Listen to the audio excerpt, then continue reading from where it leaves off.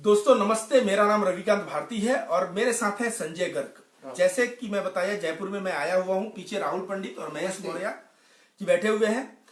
तो दोस्तों, त्रिपुरा 16 दिन हो गया, त्रिपुरा में लगातार मुसलमानों पे अत्याचार होते हुए पुलिस का क्या कारनामा है, त्रिपुरा के पुलिस का, वो संजय गर्ग जी हम लोगों के बीच बताएंगे।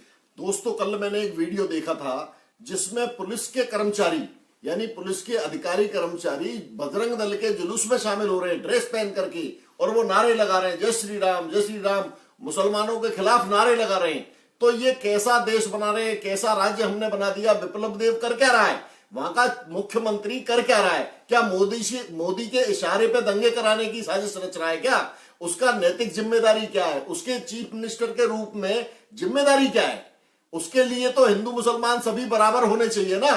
वो अगर इस तरह की साजिश रचेगा जिसकी जिम्मेदारी देश को रक्षा करने की है, जिसकी जिम्मेदारी नागरिकों की रक्षा करने की है, और वही आदमी अगर नागरिकों के खिलाफ, एक समुदाय के खिलाफ साजिश रचेगा तो उनको बचाने की जिम्मेदारी फिर किसकी है? पुलिस प्रशासन का काम होता है लोगों का सुरक्षा देना।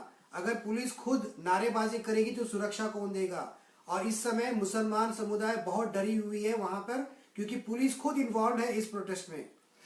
दोस्तों, आप लोगों को बता दें कि पुलिस का कार्य क्या होता है। पुलिस का कार्य होता है कि वह एफआईआर लॉन्च करे, किसी को गिरफ्तार करे।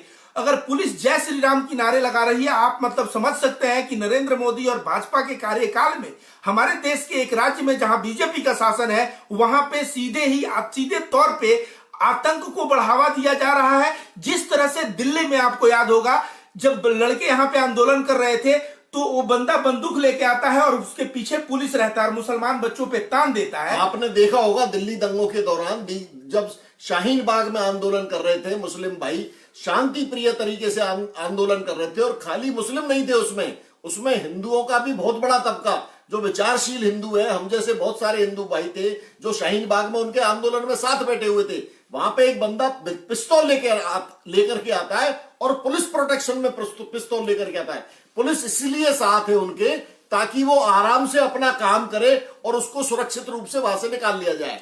आप इस साजिश को समझिए दोस्तों, ये साजिश कौन रच रहा है? ऐसा कौन व्यक्ति है जो इस तरह की साजिश रच रहा है कि अपने दंगे करवाने के लिए किसका हित हो सकता है? इसका दिमाग लगाइए कि दंगों से किसको फायदा होता है, क्योंकि इनको विकास के नाम पे पूरा फिगर जीरो है। देश का पूरा अर्थव्यवस्था चौपट कर दिया। अब इनको सत्ता में दोबारा आ रहा है, इनके दिल में घबराहट हो रही है कि यूपी का क्या होगा, हमारे देश का क्या होगा, हम सत्ता में नहीं आए तो हमारा क्या होगा। अगर यूपी में योगी की सत्ता दोबारा नहीं आती है तो वो पूरी जिंदगी उसको जेल में गुजारनी पड़ेगी। अगर 2024 में मोदी की सत्ता नहीं आती है तो उसको फांसी के तख्ते पे लटकना पड़ेगा।